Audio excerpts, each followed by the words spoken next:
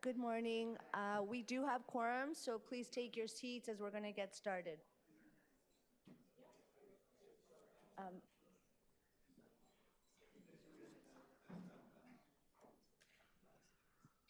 Good morning. I'm Councillor Alejandra Bravo, and I'm the Chair of the Economic and Community Development Committee.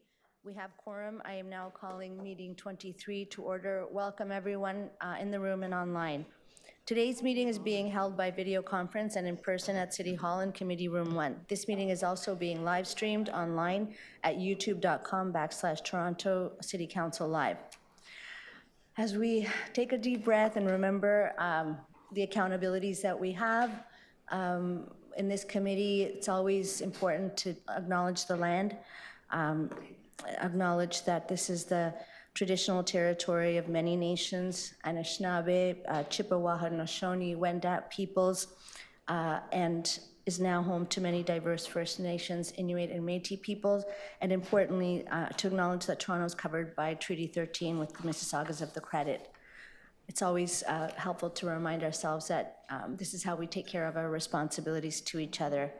I also want to acknowledge that we're all treaty peoples, including people like myself who came as settlers, refugees, migrants, either in this generation or past generations, and particularly those people who were brought here involuntarily through the transatlantic slave trade. We have to remember and pay tribute to that history. If you are registered to the public, if you are registered to speak at today's meeting, please listen for me to call your name. I will call speakers in the order they appear on the list. The list of speakers can be viewed online by visiting the Economic and Community Development Committee page at toronto.ca/council and clicking the speakers box for today's meeting. Members, the City Clerk has provided all agenda materials on toronto.ca/council and on CMP, the Clerk's meeting portal. Clerk's IT staff are available to members if you need help with your devices. I also want to remind you to please submit and approve your motions by email. Staff are available at ecdc.toronto.ca to help with motions. Are there any declarations of interest under the Municipal Conflict of Interest Act? Nope. Seeing none, may I have a motion to confirm the minutes from our meeting on July 9, 2025? Councillor Moyse, will you move our meeting minutes? Thank you. Moved by Councillor Moyse. All those in favor? Carried. I do want to start by saying for the members of committee that we have a very thin quorum margin. While you see someone sitting in Councillor Candeville's spot right now, that is not in fact Councillor Candeville. And we also don't have Councillor Mantis with us. So I went to the washroom before we started. yes, as Councillor Carroll has said, going to the washroom will be a task, and we might have to recess for. And so I hope that the public is patient. But I want to thank every member of committee who is here so that we can have this meeting. Okay, so let's start with the agenda run through, and I understand that there's one new business item that needs to be added to the agenda. Deputy Mayor Malik, would you please introduce your item? And I'll ask the clerk to display the item on the screen so that members can view it. Yeah, thank you very much. Creating a small business friendly approach to licensing and permitting.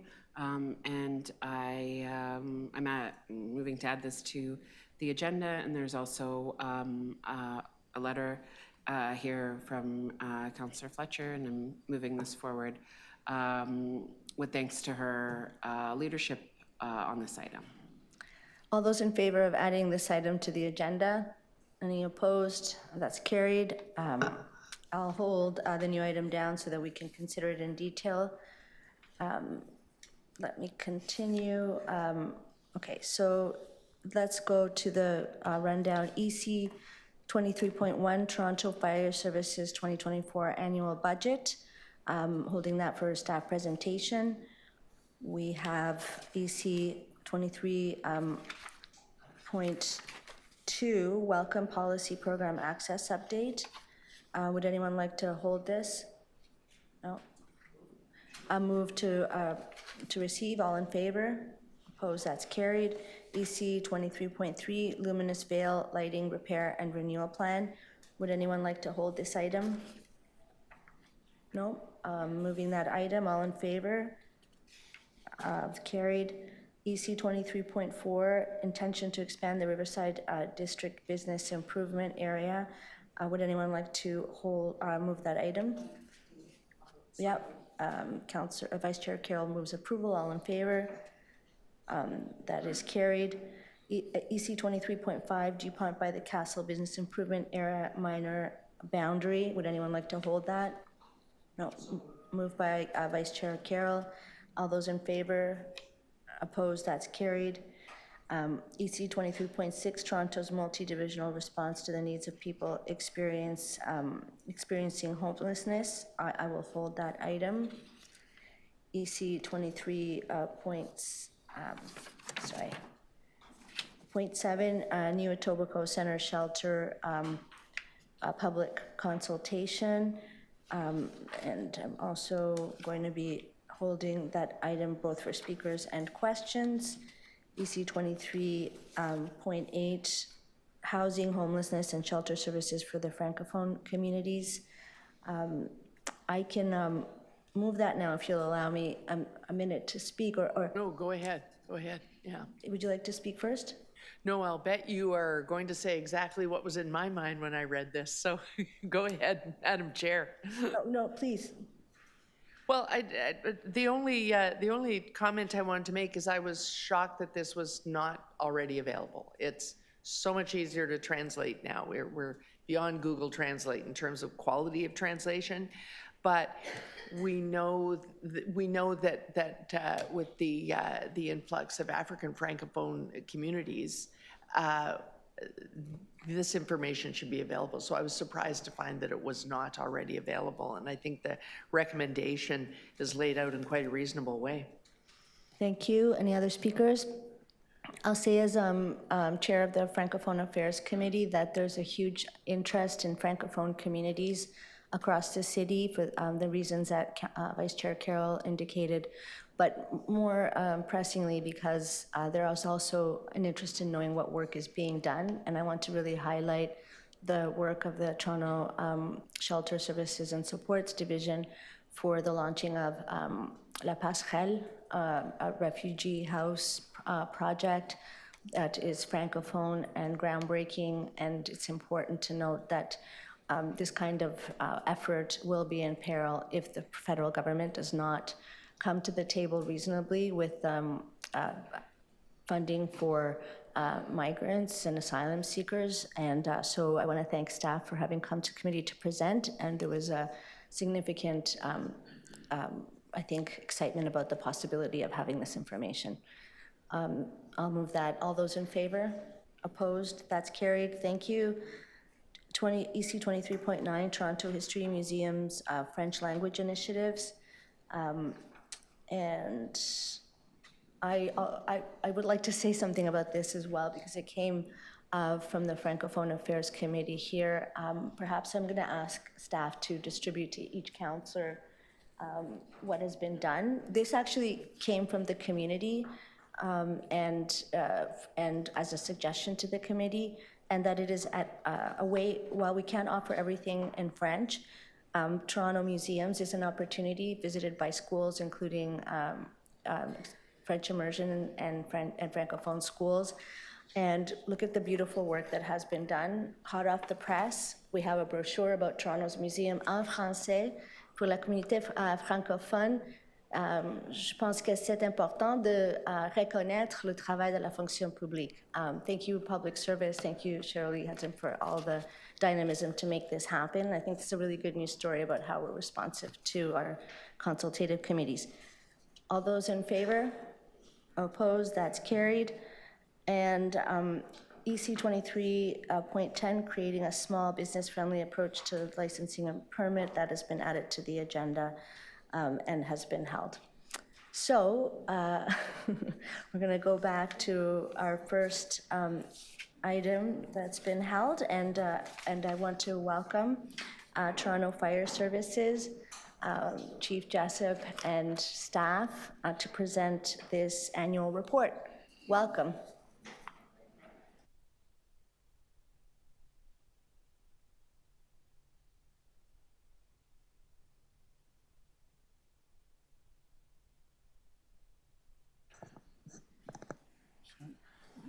Thank you, and good morning, Chair and Committee. I'd first like to introduce the Toronto Fire Service staff that are with me today. To my left is Laurel Sharp, my policy and planning person, candidly the individual that keeps me on track through all committees and council. And we also have Division Chief Michelle Stronach with us as well, and she leads our data analytics division. So thank you for the opportunity to present on our annual report. Next slide, please. So this slide provides an overview of some of our core services, which will be expanded in the rest of the presentation. Chair, as you know, we are the largest and most complex fire service in the country, and we are the city's only all-hazards emergency response organization. We operate out of 84 fire stations and approximately 20 satellite locations for mechanical, fire prevention, administrative staff, and other support divisions. The City of Toronto is currently the largest municipality in North America with an accredited fire service, and Toronto Fire Service was re-accredited under the CFII process for a second 5-year period in 2024. Next slide. Toronto Fire Service delivers along the three lines of defense that is set out in the Fire Protection and Prevention Act. First, always focusing on education. Secondly, on inspections and code enforcement to make sure the buildings are safe both for the occupants and the responding firefighters. And finally, when something does happen, emergency response. Toronto Fire Service operates out of 4 program areas or portfolios, each under the management of a deputy fire chief, as specified in Chapter 79 of the Municipal Code. The Community Risk Reduction Service area is currently led by Acting Deputy Chief Marla Freebay, and that is made up of our public education, fire prevention, and fire investigation teams, along with our engineers. They work to identify and prioritize local fire safety risks and mitigate through public education and the enforcement of the Ontario Fire Code. Fire investigations into the origin, cause, and circumstances of fires support the development of new public fire safety campaigns, as you are currently seeing now with some of the challenges with our lithium-ion battery challenges. The next portfolio is our Administrative Services and Mechanical Division, currently being led by Acting Deputy Chief Therese Chen. Therese is in charge of managing the more than $500 million operating and capital budgets of Toronto Fire Service and all other financial support functions, including payroll and procurement. She also manages the maintenance of close to 200 heavy apparatus, so the fire trucks that you see every day, and numerous pieces of other equipment required by our staff to do their jobs every day, from self-contained breathing apparatus to our personal protective equipment and our marine division. The next portfolio is our Communications, Technology, and Organizational Performance portfolio. This is led by Deputy Fire Chief Paul Fitzgerald, who manages our call taking and dispatching and all technological support for vital Toronto Fire Service systems, including the Toronto Radio Infrastructure Project, otherwise known as TRIP.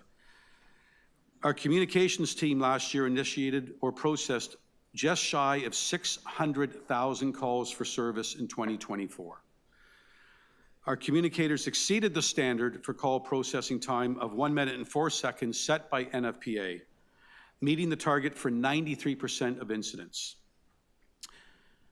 Our technology team continues to support Toronto Fire Service in the implementation of Next Generation 911, which we transitioned to in late 2023, and continues to work closely with our other emergency service partners, the Toronto Police Service and the Toronto Paramedic Service, on the implementation. The data analytics team and decision support team is responsible for providing data and analytics support to Toronto Fire Service and our command team. This allows us to provide committee and council data-driven recommendations when we come forward to you. That division conducted over 200 data requests and analytic reports supporting evidence-based decision-making in 2024. And finally, our most public-facing program area is our Operations, Training, and Technical Operations Division, led by Acting Deputy Fire Chief Steve Darling. This includes all emergency response capabilities and the training required to keep staff on the apparatus. Our technical operations team manages the training requirements for our specialty apparatus for incidents like high-angle rescue, swift water rescue, hazardous materials calls, and numerous other technical disciplines. The Toronto Fire Service Training Division develops and facilitates the training for all operations staff to ensure they have the necessary skills for their duties. Toronto Fire Service has been provided delegated authority under the Office of the Fire Marshal for the administration of all of the 18 NFPA certification exams. So we are able to deliver this in-house. Toronto Fire Service works very closely with our city partners for operational readiness for big events and to assure we have the necessary staffing and awareness for events from parades to big concerts like the Era Tour. In 2024, we are now planning with the Blue Jays as they continue their run, and this team is heavily involved in FIFA 2026. Toronto Fire Service supports the Toronto Police Services Public Order World Unit. Series readiness, is that what you're saying? That's right, Chair. Yes.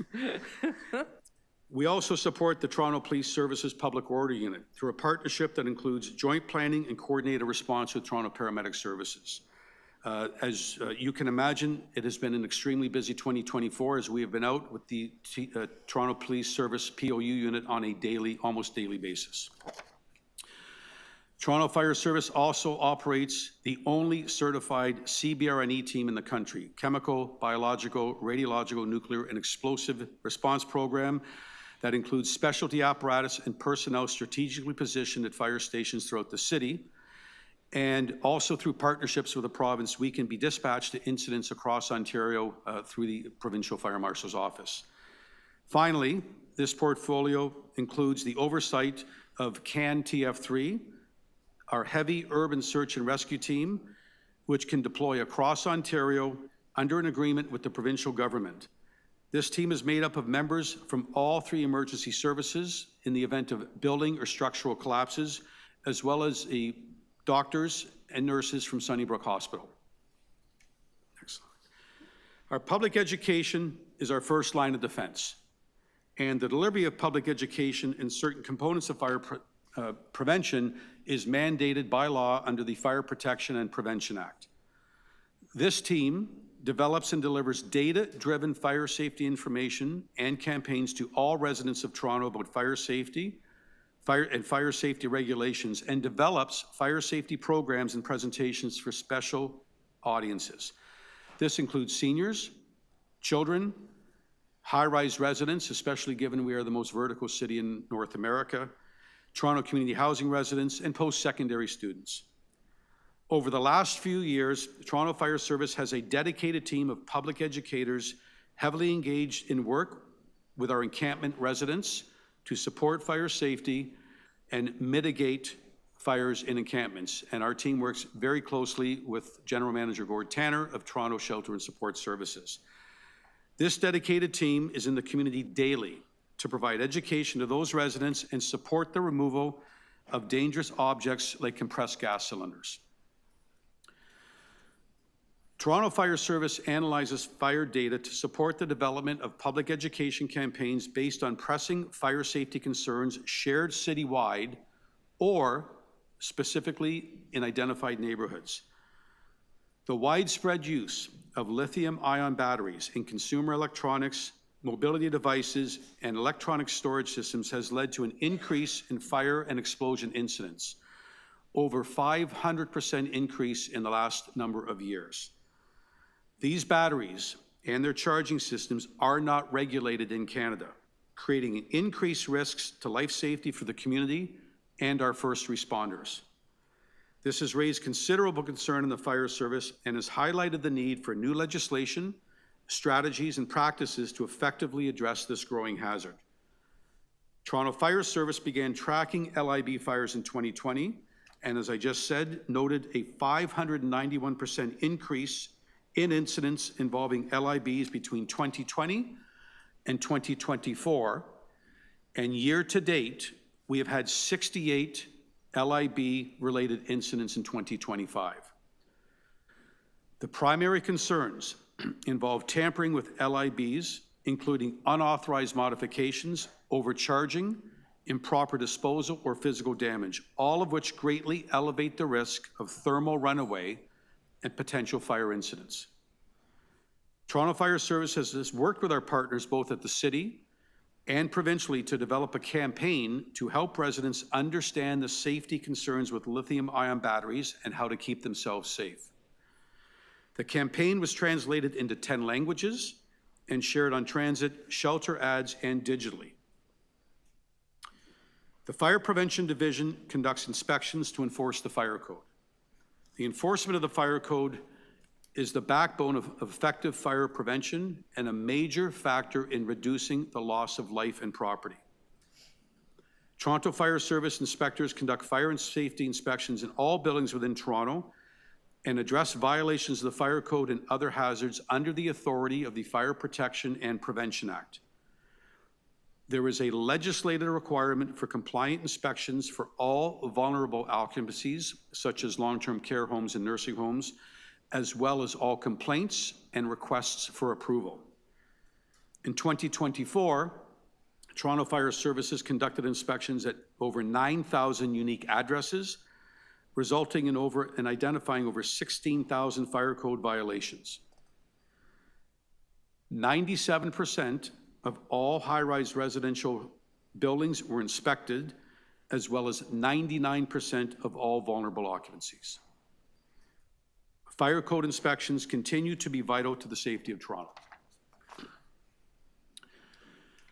Emergency response. In 2024, Toronto Fire Service crews responded to over 170,000 individual emergency incidents. This resulted in over 280,000 emergency responses by our crews, as some incidents require more resources than just a single crew. Toronto Fire Service saw volumes decline by 6.2% in 2024 over 2023. This change was due to the tiered response protocols where we removed the low acuity medical calls that had been previously added during the pandemic to support Toronto paramedic services during that crisis. We have now returned to pre-pandemic arrangements.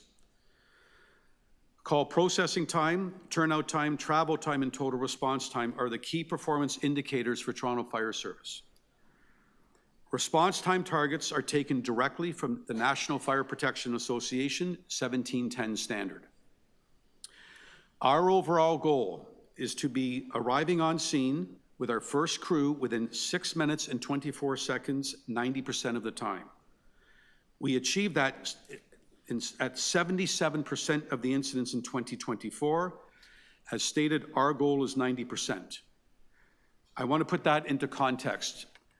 There is not a metro-sized city in North America that has achieved 90% for first-in crew, given congestion and population growth. So we are doing exceptionally well.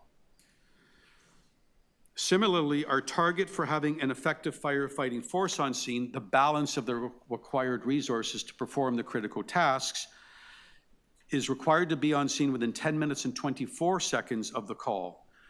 And we are proud to say we are actually exceeding the North American standard, with 95% of incidents qualifying to meet this target. Toronto Fire Service is working to improve both total response time and effective firefighting force performance, because we all know arriving seconds can change an outcome. Toronto Fire Service is committed to building an increasingly inclusive and positive workplace culture that reflects the diversity of the population we serve. A large part of our work is in the community. The Toronto Fire Service Recruitment and Community Outreach Team attended over 256 events in 2024, reaching over 60,000 residents. Toronto Fire Service works to create partnerships and engage with stakeholders and works closely with our staff from those communities as well.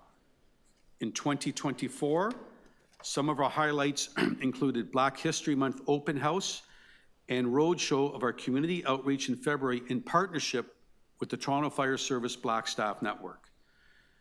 Marching alongside the Positive Space Committee staff and their families at the Toronto Pride Parade, being the Grand Marshal of the Toronto Caribbean Carnival Grand Parade alongside our Black Staff Network, working with our Indigenous staff on a specially designed decal for National Day of Truth and Reconciliation, as well as special orange on-duty shirts that are allowed to be worn that day.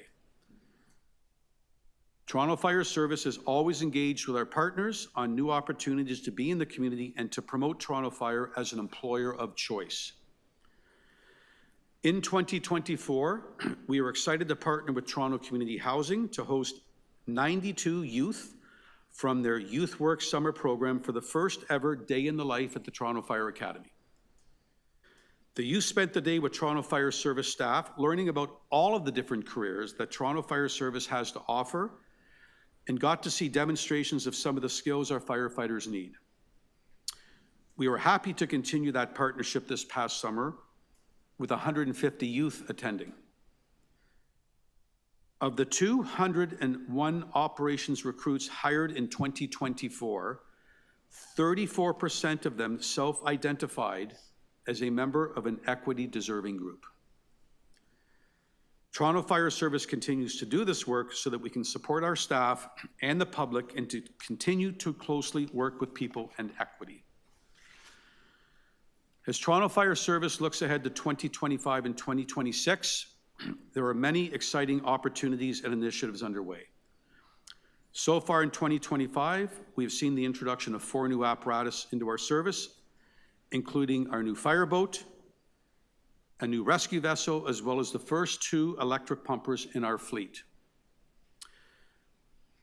As lithium-ion battery technology continues to evolve and fire incidents involving these batteries continue to rise, Toronto Fire Service has relaunched a public education campaign on lithium-ion batteries and continues important intergovernmental work. Toronto Fire Service is also working towards Ontario Regulation 34322, the firefighter certification regulation with deadlines in 2026, and for our technical rescues evolutions in 2028. This regulation requires all Ontario fire departments to ensure staff are trained and certified to NFPA standards to deliver key services, including fire and rescue, inspections, technical rescue, hazardous materials, emergency call taking and dispatch, and all disciplines that are provided to the citizens. I'm happy to report that Toronto Fire Service is well on its way to meet the specified deadlines set by the province. Finally, Toronto Fire Service continues to support the city's work towards the FIFA 2026 Games, with planning underway to help ensure a safe and successful event for all attendees. Thank you, and I'm happy to take any questions, Chair. Thank you very much. I know there are many questions. I'd like to start with Vice Chair Carroll, who indicated while you were speaking she had questions. Oh, thank you. Yes, thank you. And thank you for the presentation, because I had forgotten the high-risk lithium-ion battery program. So glad to see that education program. I want to go back to because we're into a few years of hiring plans here and getting up to appropriate complement. So very interested to see the senior leadership team as it now exists. But I noticed underneath that you also list a number of promotions, quite a few actually, into the captain ranks. So I'm wondering, is that an unusual year, or are we going to see that as a follow-on trend from the hiring plan? So Chair, thank you for the question. Chair, this was the largest transition at the command team level in Toronto Fire Service since amalgamation. Wow. We had 3 of our 4 commanders retire. I obviously was appointed with the retirement of Chief Pegg, and then the domino effect on my backfill And then we had a number of other deputy chiefs both retire, and one is now seconded to assist with FIFA. So a large transition for sure at our command team. We absolutely have a plan moving forward. I've been working very closely with People in Equity, with the Chief People Officer, literally since January 2nd when I was appointed. So we knew this was going to happen, and so we have a plan in place. Chair, you raise a really good question in terms of the future. Yeah. We have well over, as of today, 456 firefighters that can retire with an unreduced pension. And within the next 5 years, we have another 500 that can retire with an unreduced pension. So we are in a state right now where we are continuing to, work with People in Equity, and I'm working with the Deputy City Manager on making sure that we provide sufficient staff to maintain the 125 apparatus that Council has approved. Both through the hiring plan, the final 52 that Council approved are now in place right now in the Academy. And it's important to know, Chair, that report that, hard to believe it's 4 years ago, was really meant to correct an amalgamation issue when the 6 departments were merged back in 1998 on how crew, on the ratio of firefighters hired per crew, and the domino effect when we have people having to act up. So happy to say that final 52 is now in the Academy. We will continue to work with People in Equity on staffing to make sure that we certainly keep the services responding. So you'll have to continue to recruit, because that's I think that's almost 1,000 people in a couple of years retiring, if they all retired. And so I don't even know if this is still the case. I may be out of date on this. Do we still have, because you have a team that is allowed to go out and promote this as a job, the recruitment team, and we actually made that a unit several years back. Is it still reaching all the way down to the high school level? Chair, thank you for the question, and yes, it is. So our recruitment outreach team that was reconstituted with Council's approval a number of years ago has done incredible work, and I think we have seen that even with the percentage of individuals in our 2025 class that has now risen to 47% that self-identify. So that work has continues, but they absolutely reach down into the high school level. They work with community partners. They work with, they've been into every single ward for specific events.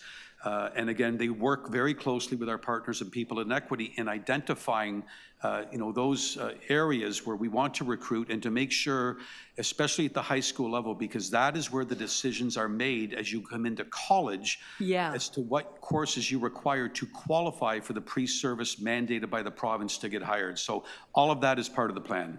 Okay, thank you. Those are my questions. Thanks, Madam Chair. Thank you. I apologize that I did not see Councillor Holiday, who should have gone first with questions, not sitting in this committee. Welcome to committee, Councillor, for your questions. Thank you, Chair, and I promise to wave furiously at the camera to get your attention. But thank you, Chief Jessup, for your presentation. I did notice that the travel time continues to decline. And the numbers have a little bit of a blip, like the numerical travel time, but your target seems to be getting less. And I wondered if you could comment a little bit on that, both in terms of what you hear from the people that navigate the vehicles through the traffic, and how that compares to other jurisdictions. Chair, as noted in the presentation, we have been tracking our travel time. So the first in truck at any emergency, dating back to the original CFAI accreditation process. So we are keenly aware that has been a challenge. One of the goals of the first hiring plan was to flatline, not improve. We knew we were not going to be able to improve the total response time standard, but we were able to flatline it at a rate certainly compared to where it was declining. There are a number of reasons, Chair, why this is happening. Like any metro-sized city, traffic congestion is absolutely causing Toronto Fire Service an issue, as is the increase in call volume, which we project Notwithstanding, we have reset ourselves back to pre-pandemic levels following working with our partners at Paramedic Services. But, we're projecting a 7% increase almost year over year based on the population growth and the type of buildings that are being constructed and just the city's activity in general. So, but I do want to stress, Chair, all of our peers, so our largest cities, New York and Chicago, Vancouver, Montreal, Los Angeles, there is not a metro-sized city that I am aware of that complies with NFPA 1710 on the total response time, achieving 90%. It is certainly something we are continuing to work towards, and there are a lot of components that make up travel time, but Chair, that is certainly something that will require our continued attention. So, Chief, the annual report contains some very, very striking maps. A lot of very green or close to green shaded maps, but then when we get to the travel time, you can see it's a wash of red and dark red around, especially the suburbs. But when I went to the detailed tables, I didn't see breakouts on those particular performance indicators. You have 4. I saw tables that broke out 2. Would it be possible to see the data with respect to travel time as it breaks out by the wards? Chair, absolutely. In fact, it is in the report, but I would be happy to share that with you. Okay. So we can absolutely break that down. So we do have our total response time in the report with our effective firefighting force time, but I can certainly, Chair, take that back and provide that information to you. So as a difference, if I recall, there's the total response time and there's the effective force time, which is the 4th key indicator. Do I remember correctly that the difference between the 3rd and the 4th is when additional vehicles arrive to the site, and additional crews, I would guess, arrive to the site so that you have the full complement of people there to fight the fire? Do I remember that correctly? Chair, you're absolutely correct. So would the difference between the two, if I'm studying carefully, the difference in the numbers, would that be a bit of a proxy to tell me where there is really difficult travel times? Because the difference between the 3rd and 4th indicator involves the travel of additional vehicles. So certainly, Chair, has noted and has been noted for the last number of years, travel time is a challenge for Toronto Fire Service and will continue to be a challenge in a city that is continuing to grow and the traffic congestion we have. So that is why we actually worked through our deployment review, which has seen actually the increase or the improvement in our effective firefighting force up to 95% now. Okay, and so if I'm going to guess here and go by memory, some of the worst travel times were in the suburbs, specifically Etobicoke and Scarborough, and I think Don Valley, the 2 wards in the Don Valley area. And I wondered, in the last seconds I have, if you have any comments about why they seem to be the most difficult. No, thank you. No, and Chair, thank you. So you're absolutely right, Chair. Ward 16 has been a ward that has been on our radar for a number of years, which is why the Flemington Fire Station is going to be the next fire station built. We've actually been working with Councillor Burnside and CREATO, and I think we're finally ready to get shovels in the ground, certainly in the next short period of time. So from Ward 16, Chair, one of the challenges is the geographic challenges in Ward 16. It's separated by the Don Valley, as you know, and there's a lot of travel issues in that area. One of the reasons we struggle sometimes in the Chair to the outer ward boundaries is we don't have the ability to bring people into the center, and we're bordering other cities. So, where you may have, for example, Vaughan might have the ability to bring a truck in just south of Steeles a lot quicker than we have to get that type of resource after the first truck in from from a closer station. So it's something we continue to watch, and that is why, Chair, we actually reallocated existing resources during the CFAI accreditation process in our deployment review, specifically into Ward 25 as an example, where we knew that challenge existed. And in fact, that performance improved once we reallocated that apparatus. Thank you, Councillor. Next to questions, Councillor Moyes. And through you, Madam Chair. I had a number of questions around recruitment and hiring plan, but you answered them very well, thanks to Councillor Carroll. I want to focus a little bit on the lithium-ion batteries.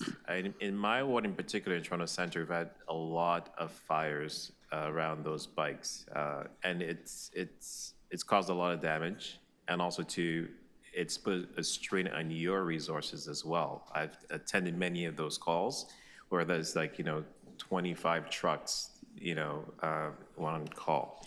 So how are you trying to mitigate some of these issues, and what steps, if any, has the province taken to address this issue?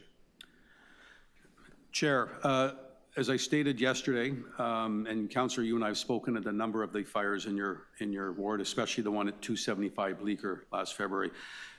Lithium-ion batteries right now is the greatest evolving fire safety risk in the city of Toronto in terms of what is causing fires, and more importantly, how fast and the impact they are causing. In 1960, as an example, it took 20 minutes to reach what we call flashover, when the entire room is untenable and it hits about 900 degrees. In 2000s, that became 5 minutes because of synthetic furniture. We no longer have natural materials. Lithium-ion batteries will reach flashover in a room, or as we saw in a subway car, in less than 90 seconds. And so that is something that we are dealing with, as well as all metro-sized cities, literally across North America and Europe. So specifically, Councillor, Toronto Fire Service, I can state here, has done everything within our power to mitigate the risks of lithium-ion batteries. And our primary tool that we have is public education. So we have invested significantly in our public education campaigns, made sure they're in multiple languages, and we conduct actually what we call post-incident reviews and post-incident public education campaigns in buildings following a lithium-ion battery failure and thermal runaway. I've been working with the Deputy City Manager's office, and we have also requested in writing to the federal government and the provincial government assistance in looking at, from the federal perspective, regulating the standard of these batteries. Because what is happening, the reason why we don't have our cell phones and our computers, candidly, going into thermal runaway is because the batteries in these devices are regulated. They are not, primarily, especially in the mobility devices that we are seeing these fires happen. So we have written to the federal government, and we've also written to the provincial government and asked them to convene a technical advisory committee to look at any potential amendments to the Ontario Fire Code that we could look at. So we will continue that intergovernmental work. We have also offered the resources of Toronto Fire and our expertise to both the federal government and the provincial government. We have spoken with our peers in New York City, in California, Montreal, Vancouver. Every large city, Chair, is dealing with this issue. And then the final piece, and I'm not trying to speak too long on this, Chair, but the other impact that we are now learning is the impact on our first responders. The type of smoke that these batteries gives off is significantly damaging our personal protective equipment and our bunker gear, to the point that we're now working closely with the Toronto Professional Firefighters Association and our Health and Safety Committee, where our first-in crews to these serious fires, that gear may just be thrown out. We don't know if we can clean it safely and remove all the carcinogens. So you think it'd be useful to maybe have a motion to maybe, looking here, but you do have something? Okay. Thank you, Madam Chair. Okay. To pivot a little bit, so another issue we have, of course, is the overdose situation. And I know that your crew have naloxone and training. Have you seen an uptake in overdose calls?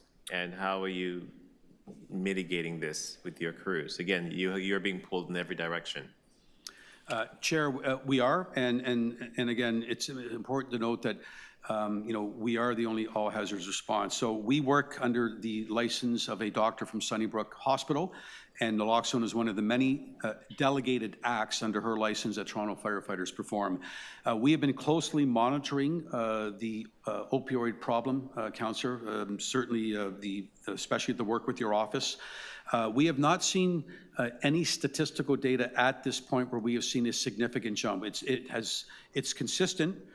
It certainly is a high volume, but we have not seen any anomaly in the last year, and we absolutely analyze this in terms of these types of responses. So had we seen a blip, we would adjust, but right now our crews are handling those calls. They're trained to do so, and there's nothing on my radar at this time that would cause me concern on some type of a significant jump. Okay, thank you. Thank you. Of course, a little extra time for the Chair of the Board of Health. Thank you. So I have questions, picking up on Councillor Moise's questions about the batteries, the lithium batteries. Clearly, it's a danger, as you've answered questions to members of committee. Clearly, it's a huge growth in terms of pressure on a fire service for such a big city. But Chief, the responsibility for regulation for importing this technology and for creating basic conditions for its use and frankly for its commercialization, that's the federal government, correct? Chair, in terms of a standard for the batteries, yes. We have written to both Transport Canada and Health Canada.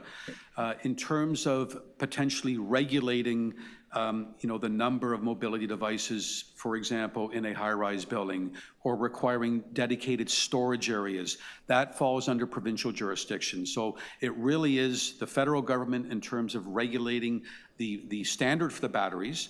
And if we were to look for changes in terms of how they are allowed to be placed into buildings and how they can be charged, that falls under the provincial government. And as I've said and I've shared with my deputy city manager, we've written to both, and I've offered the expertise and the services of Toronto Fire Services to both levels of government. Thank you. And I will be working with my colleague and yourselves to bring a motion to council, as this report won't transmit to council. The second question has to do with how much, it's not specifically mentioned, but it's as in terms of councillors experiencing this, and because this committee also receives all of the reports on people's social and economic conditions, let's just say, who are vulnerable. How have you, can you comment on the work that you have to do with respect to situations in which tenants in particular find themselves in vulnerable situations, and how you've had to, what your role is in responding to threats to health and safety? Thank you. And Chair, just a qualifying question. Is that related still to the lithium-ion batteries, or is that separate? No, I moved on. I apologize for not making that clear. Just the attending to situations and calls where you had to interfere, take a leadership role with respect to people living in very precarious conditions, and perhaps you don't think about the role that fire service has to play and that you yourself play. So, Chair, as noted in the presentation, we have reallocated existing resources and invested significantly on the encampment side. As an example, we have a team of 6 public educators that work with GM Tanner's team. In fact, Gordon and I probably talk almost every weekend sometimes. And so we've reallocated them, and they are out visiting encampments on a daily basis, providing public education materials, working with Gord's team on trying to make sure that if they're going to choose to stay there, they're safe. And also, and probably as important, identifying what we would call, really hazardous situations and then removing them. So compressed gas cylinders, an overabundance of flammable liquids. We've come across cases where they've been tapping into hydro poles. And the other trend we are now seeing as well in the encampments, as an example, is lithium-ion batteries within those structures as well. Similarly, Chair, we have worked very, very closely on the rooming house issue, and we have partnered very, very closely with Sean Baird and his team in really dealing with some of the social issues that we do find in some of our high-rise apartment buildings.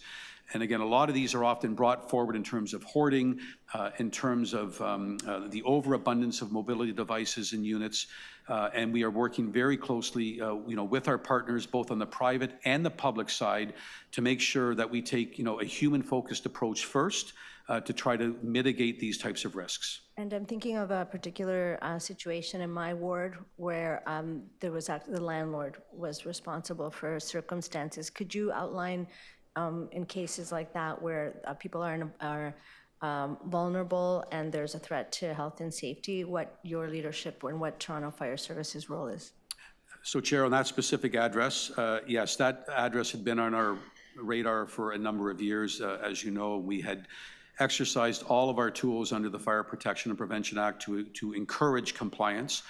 As the situation continued to deteriorate, we took the heaviest approach that we have, and that was to close the building. And we have that authority under the Fire Protection and Prevention Act. Our goal, as committee and council knows, is never to unhouse. We always try to keep people in the building and work around that and make the building safe. But in those rare circumstances where we have a landlord that will not work with us and are putting people and first responders at risk, as you noted there, we will absolutely exercise our authority, and we did so, and we closed the building, and we've laid additional charges. And my last question is, and what, so that everyone understands, what divisions would you collaborate with through the process of ensuring that you have that you fulfill that mandate to make sure that the people who are vulnerable in those situations are cared for? Chair, so numerous divisions. We actually have interdivisional working groups. So, for example, municipal licensing and standard, Toronto Building, Toronto Shelter and Support Services, Toronto Public Health. We work with the Toronto Community Crisis Teams very, very closely. So we are interconnected, especially when we attend buildings where we have those most vulnerable in our city that have experienced trauma, that candidly are living in conditions that could put their lives at risk. So it's always a people-focused approach.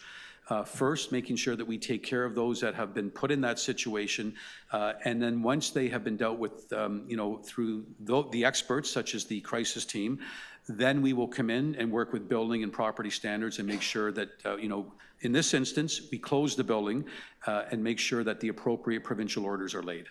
Thank you. Any other questions? With that, to speak, Deputy Mayor Malik to speak. Thank you very much. I will just be brief and first of all say thank you very much for the presentation, for the report, and also to my colleagues for the questions to highlight and clarify some of the work coming forward. And of course, thank you for the work that you and your crews do every single day to keep Torontonians safe. I feel very fortunate to see the work up close, whether it's being together to alert the public of the concerns of lithium-ion batteries, doing proactive engagement in our communities, or welcoming new fireboats to our waterfront, which have made such a grounded and real difference in response times in some of our busiest seasons and some of our sometimes out of view pieces of work that are being done. And we're very grateful for that work together and very encouraged by what this report has demonstrated to us in terms of the work going forward. So thank you very much to you, Chief Jessup, and to all of the firefighters, staff, and crew that are part of this work every single day. Thank you.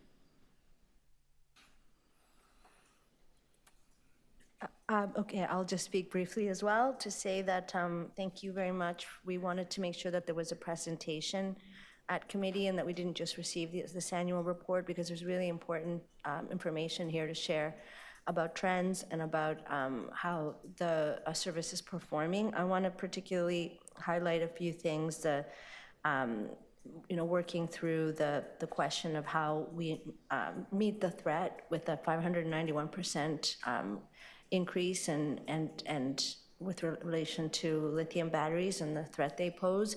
And to hear the chief say that this is the number one threat right now is something that we have an obligation to pursue and I believe strengthen the advocacy, and we could do that at council.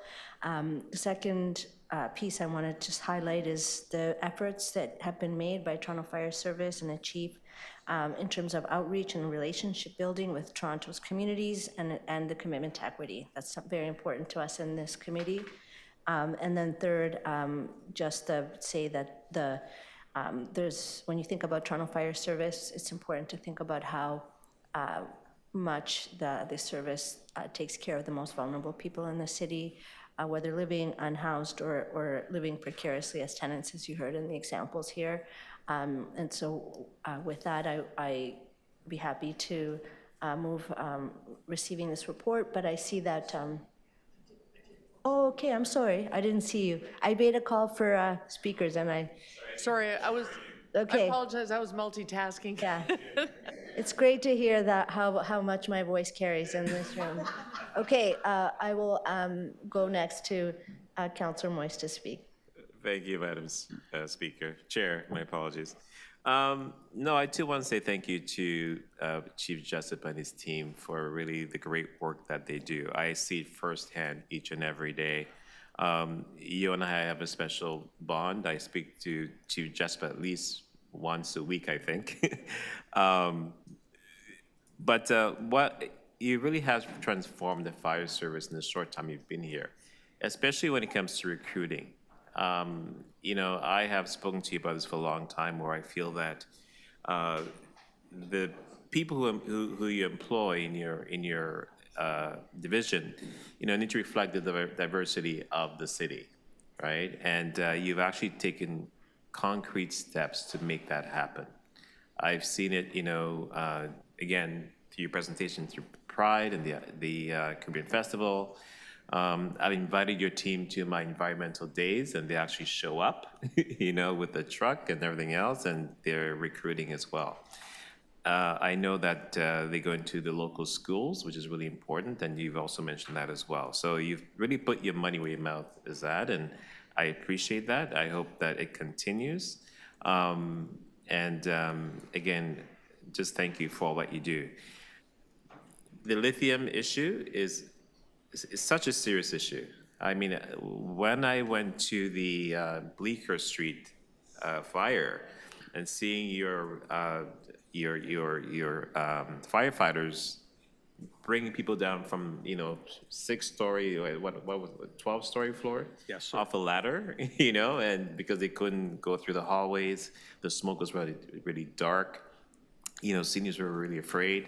The entire floor was inhabitable, and people had to, you know, find housing elsewhere. Thank you to the Red Cross.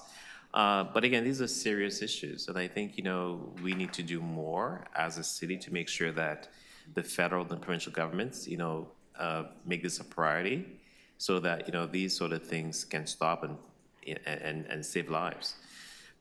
Toronto is a very dense city, especially Toronto Centre. You know, we live in a vertical, you know, ward, like, you know, Deputy Mayor Malix and others. So I do hope that we address this sooner than later. And again, thank you for all that you do. And now to Vice Chair Carroll. Yes, it actually follows on Councillor Moyes' remarks.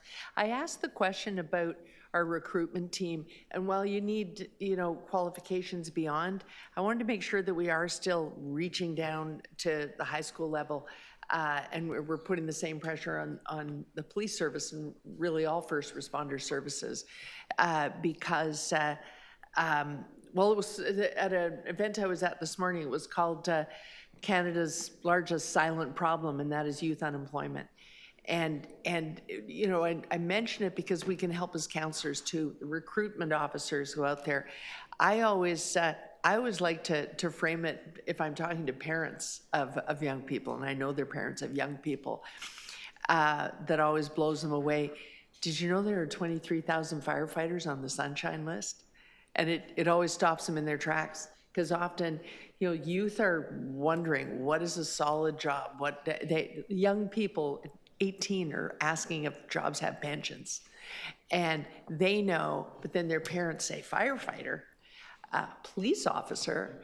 I don't even want to tell you the number of police officers on the Sunshine List.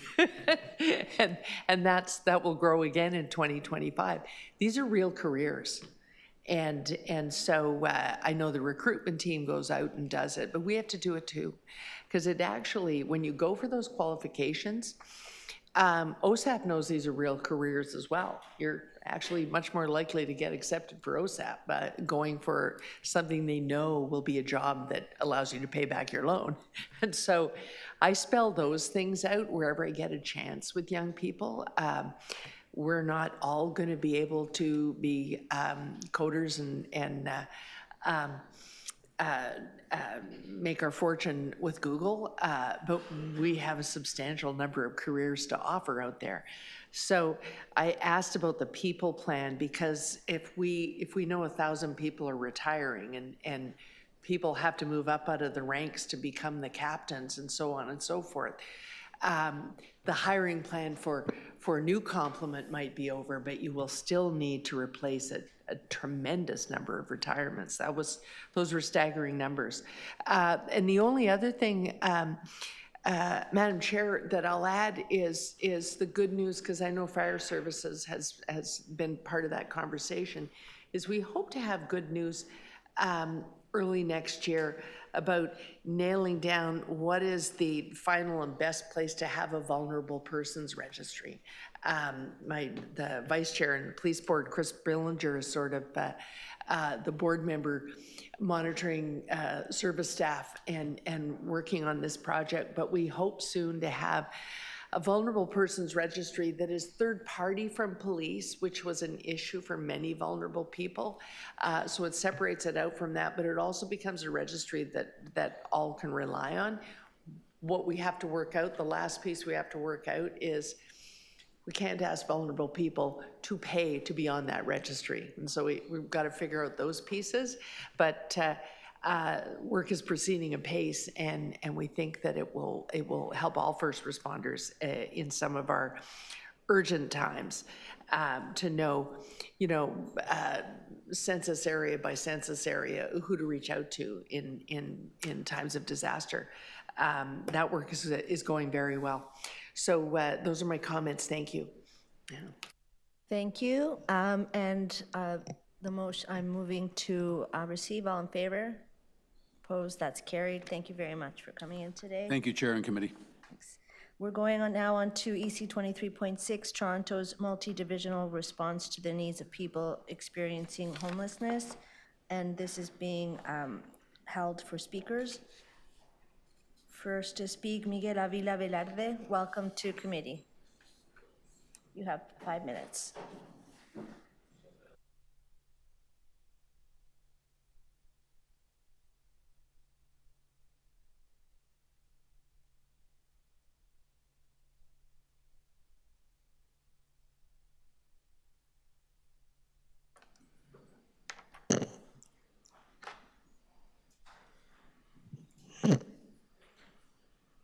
Hi, my name is Miguel. I'm a housing activist, and I just came from speaking at the Housing Rights Advisory Committee, and I think today's agenda item is also related to the issue of homelessness and how the city is going to try to solve some of the crises that we're facing on the encampments and shelters. I received this information last night about an imminent eviction of the Dufferin Grove Park, I'm just wondering if all this list of agencies will be available today to help those residents to cope with the reality of being evicted. As you know, the government of Doug Ford believes that the best housing is jail. Because honestly, they want to pay the city and the police officers to remove the encampment residents, not providing housing alternatives. I live in Ward 13, so we are really overwhelmed. And I appreciate the efforts of this committee that is trying to help those Torontonians that are out of luck and living in city parks and encampments. That is fantastic. For the last 15 years, my building on the screen, my home, I live in peace for the last 13 years. I've been able to sleep without any noise. But the last 2 years, the rehoming housing strategy is bringing in new residents. And the problem that we're facing is that on this list that you're providing, you're not addressing the transitional housing problem that we have. It's a gap. Because if we provide those residents that have been out of the loop, living in encampments, and don't know how to restore a relationship with the old residents of a building, it is going to be an unsuccessful experience for many of us living at 220 Oak. Currently, because of the lack of transitional housing and the lack of supports, wraparound support, this is my home. I'm living in the basement, in the gym of my building. For the last 12 months, I've been paying rent on time. I've been hearing noises from units above and below me. I lost hearing on both ears. My mental and physical health has further damaged, of course, obviously, 12 months of noises. And I'm paying my rent on time. Like, I don't understand if we see that all residents as a problem or a solution for the rehoming of new residents at 220 Oak Street and other TCSC buildings across the city. We have to be mindful, we have to be sensible that many of us are aging in place and we just want to live in peace. Unfortunately, our new residents that come from the city encampments have really hard drug problems and they stay awake all night. I'm sure Councilor Chris will tell us what goes on at nighttime in Ward 13.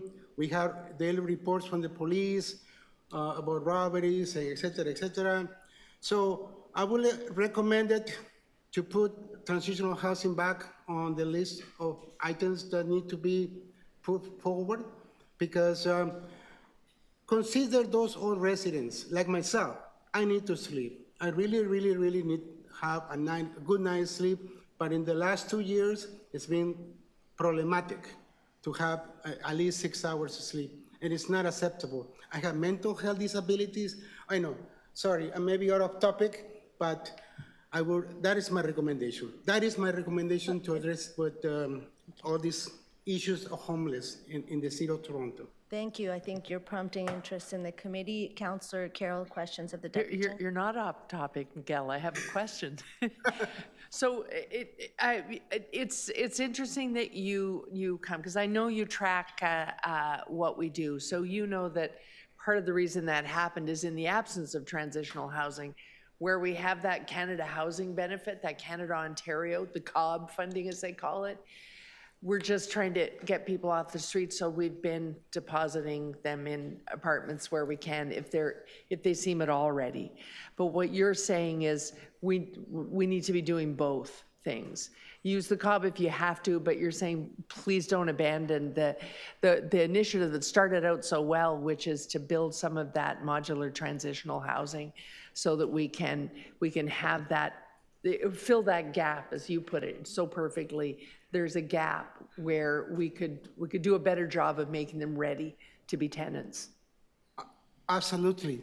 We have to find a balance so that it doesn't come to a cost for the long-term residents and a benefit for those who are arriving and have successful tenancies.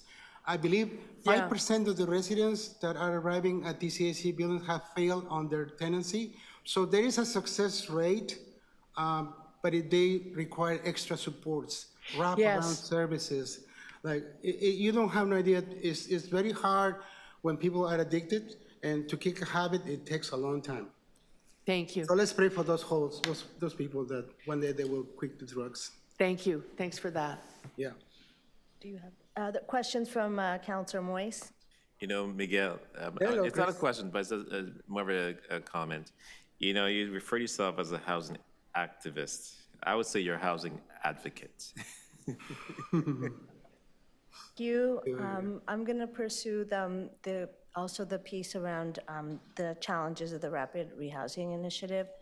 That you're speaking particularly about how this is impacting Toronto Community Housing residents. Is that correct?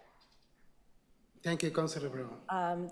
That in fact that there were many, that you would probably not be surprised that there are many issues in other buildings as well. Yes, I heard. So your recommendation that the city look more carefully and work with the provincial partners to make sure that we're rebuilding the capacity of people to be ready to be tenants? Great.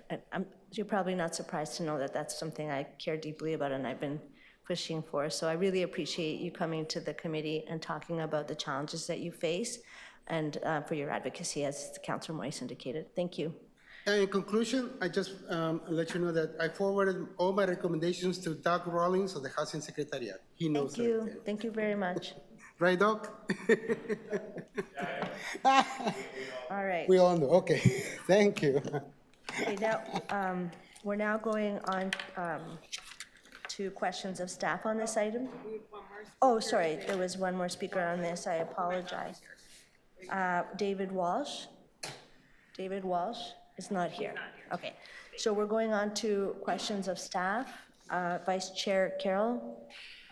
Yes, following on the deputy, I do have that question because I was wondering about that in the report. And I wonder if in the transition to, they started to be very generous with COB and the other orders of government. Now we've sort of, in asking for a steady stream of increases to COB as we've gone along, have we left the impression that we're moving from needing to have a transitional and supportive housing initiative to just give us COB? Is there a gap in our advocacy here? Or is it because we were challenged with one or two of those projects, but constructed in the end, but challenged initially?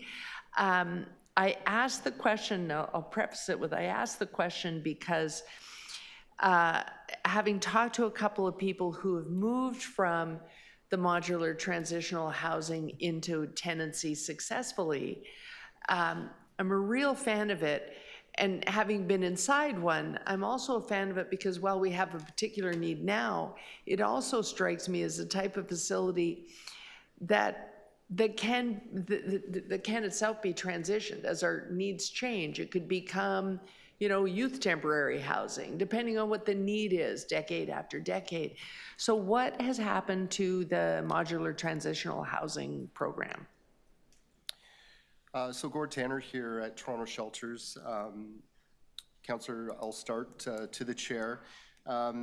We follow a housing first approach in the city of Toronto, and as a philosophy that really believes that everybody is ready for housing. In fact, what we need to do is wrap supports around people once they move into housing, and that having a roof over one's head allows one to then engage in a more fulsome way with the kind of supports that they may need to get settled.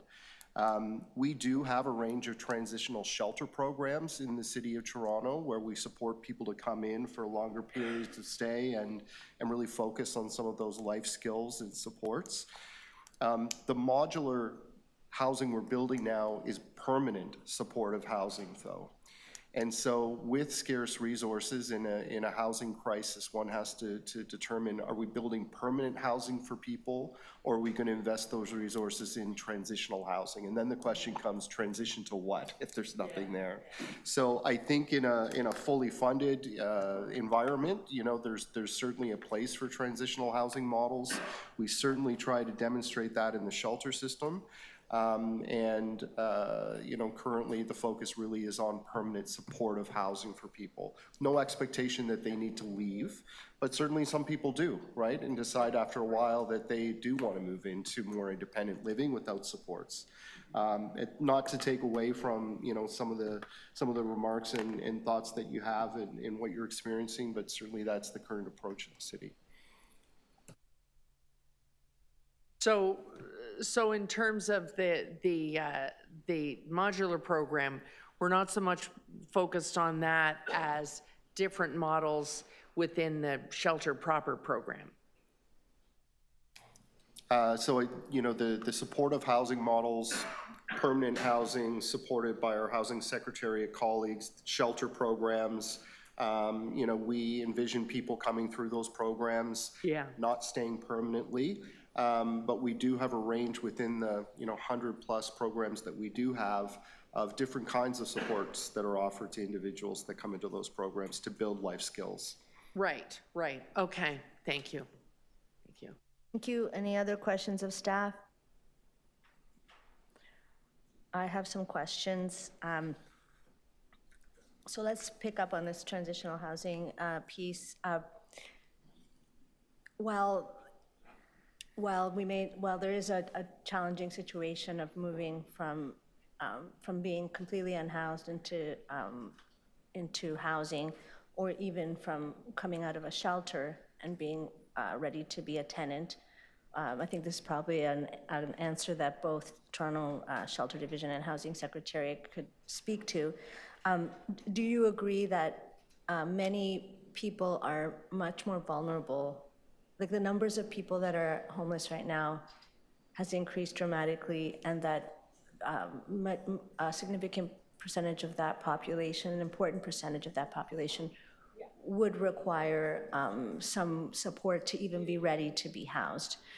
Is part of this mapping work, my understanding and having moved it forward, is that we're trying to build out the ecosystem where we can see all of the different needs and the ladders that need to be built for people as we go. And so perhaps transitional housing as previously envisioned isn't the only option, but that we have significant gaps, including that some people actually need immediate urgent health care. So is this part of what this work can accomplish, to actually make visible where those transitions are and aren't working, and what we need to do to supplement, innovate, and pivot to make sure that we're meeting people's needs? Yes, to you, Chair Bravo, certainly. This is the first phase of an approach to identify and inventory a whole range of services and supports offered by the City of Toronto and our Toronto shelters and some of our sister divisions. That provides the phase one part, allows us to identify the whole continuum where there's gaps. We want to layer onto that a whole range of services and supports that are funded by other levels of government. And again, that will give us a more fulsome idea of the ecosystem, and again, be able to hone in on where there's gaps in that system, and aligning that with some of the outcomes and outputs that we see of the various programs that we Thank you. Going back to the what has come to before committee today, what were the criteria used to come up with the 330 services, programs, and initiatives included in the resource inventory? Yes, so to you, Chair, the programs were either funded by the City of Toronto and some of the divisions in the Social Services Department. They're available under a range of shelter, outreach, drop-in, health harm reduction, employment training, housing, and cultural or Indigenous specific support services, categorized by the target populations, the capacities of the program, and the catchment areas in which they operate. So that's the criteria sort of that we looked at with respect to putting this list together. Thank you. As you know, some of us are on the TTC board, and we've been certainly I've been trying to make sure that we're working in tandem. And the TTC board is now looking at similar work of understanding services available to people who are unhoused and using transit. Will this work be integrated with the TTC work? To you, Chair, absolutely yes. So as you know, the TTC started off with an investment in outreach services and other supports. We've layered onto that through last year's budget process. And, that must be a part of our system when we look to better coordinate and collaborate. And going back to the big picture, can you give us the timeline for the development and finalizing of the city's 5-year strategic plan to address homelessness? Yes, so to Chair, we hope to bring that strategic plan to committee in the early part of 2026. We hope that aligns with part of our Phase 2 work on this inventory, and can really, identify again the gaps, our strategic goals of the next 5 years with our investments at the city and other levels of government, to better achieve and support folks experiencing homelessness in Toronto. Thank you. Questions of staff, Councillor Moise. Thank you. So when it comes to transitional housing, people are there for a limited amount of time, and then they transition to nowhere. I've had about 3 people in the last month come to my office saying, they have nowhere to go because their time in transitional housing has come to an end. Is there a plan for people, who are exiting transitional spaces to go? Because again, the streets or shelter should not be an option. Yeah, so to the chair, it would be our hope with any transitional housing program or shelter program that during the time the individual is within that program, that a permanent case plan around housing is being developed with the individual, so that when the time is up by the program in terms of the transitional portion, there's a housing outcome or a permanent housing address for the individual to move to. I also know too that we have partnered somewhat with some local hospitals. In the past, people call it transition from a hospital bed to a shelter. And I know that talking to Dixon Hall at 65 Dundas Street East, they've actually working with St. Mike's Unity Health to actually move people from the hospital to that space. Are there other examples of something similar like that? And is that something that is temporary or permanent or ongoing? So to the chair, another program, for instance, would be at Seton House. We have our Annex Infirmary program, which provides a high level of health care on site for individuals, and partners again with Unity Health to take men who are discharged from hospital but not ready to go into the general shelter population, and supports them in that infirmary program. As part of the transition plan, we have that project will move and continue to be available. And there is more interest from the healthcare sector to look at more of these opportunities. Sherborne Health has an infirmary also that does some of this work. We've got a vision for one of the new sites in our homeless capital infrastructure plan, cited in Councillor Pasternak's ward, in direction to work with Humber River Hospital in terms of more of a partnership there with folks coming out of hospital. So I think it's in an area that we are doing some work. There's more to be done, and we'd love the provincial government to partner with us on those projects and provide some funding to make them happen. So just a follow-up question quickly. Has the province actually helped fund some of these programs? Because again, Sherborne Health is a healthcare facility, and they do great work in my ward, of course. But they're a healthcare facility, and they're getting provincial funding. So are we receiving sufficient funding for that service? Because it is continued healthcare. So to the chair, we're not receiving any Ministry of Health funding for these services. The supports offered at Seton House and elsewhere are part of our shelter system. We do receive significant provincial support to operate those shelter programs, but maybe not the direct link to the Ministry of Health. Okay, thank you. Thank you. Any other questions of staff to speak? Vice Chair Carroll. I hesitate to speak.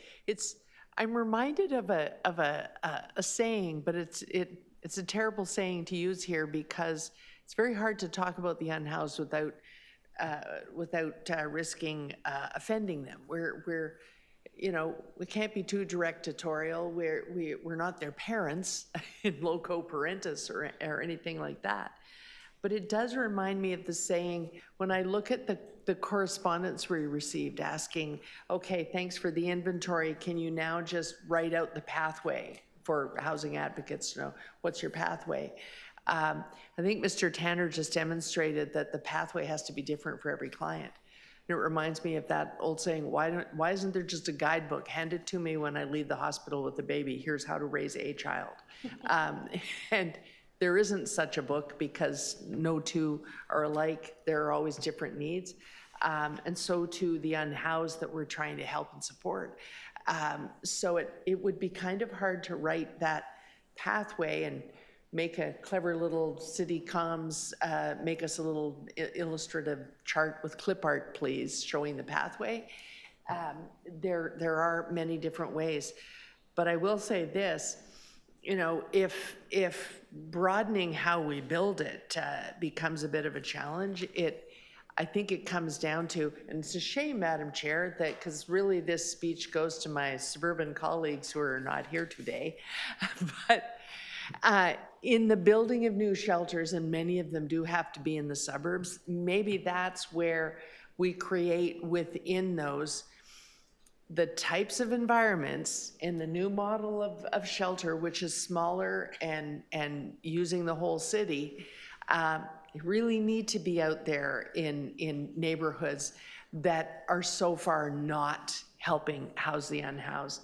If those shelters are out there in environments that are, you know, as yet untested, but it's a good solid place to put those things, then I think we can get at the kind of intensive case management we need to do so that if someone is leaving our range of supports and shelter services and headed to tenancy in independent life, that they are better prepared for it.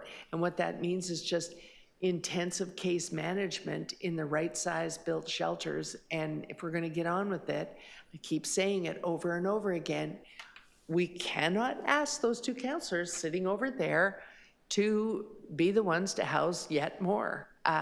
We have to get on with rolling up our sleeves in every other ward and filling the need that is missing so that wherever they choose their independent tenant life, they're ready for it. And that means myself and my fellow suburban colleagues rolling up their sleeves and getting her done. Thank you. Deputy Mayor Malik to speak. Thank you very much. And I want to begin also by thanking staff for this report. We know very well the crisis of housing and homelessness that exists in our city. We also know that is an outcome of decisions over many decades, and we are doing as much as we can with the resources that we have and the commitment and leadership of our committee and council to address it.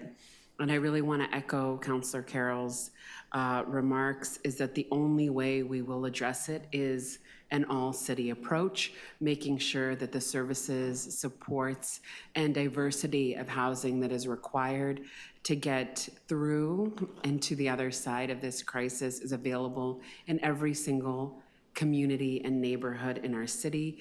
And that's also what residents of our city and our neighbors deserve, is the opportunity to be on a promising and appropriate housing journey in the places that they call home.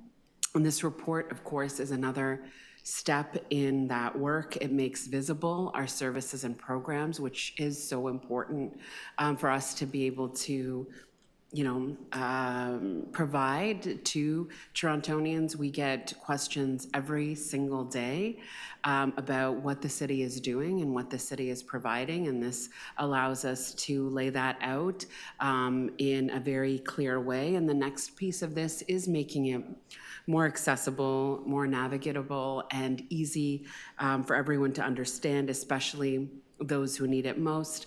I have attended a number of events. One of them takes place in Councillor Moyes' ward, where there are incredible community organizations that are creating opportunities for folks to come together to access these services, making it more available online, doing it in a comprehensive way. And I think that there is so much that can be strengthened by the work that's out there and what the city is doing with that collaborative approach and learning from each other about getting this work out there. And of course, we have to work on building housing as a city for people in all points in their housing journey, and to invest in the services that make sure that everyone gets the support that they need.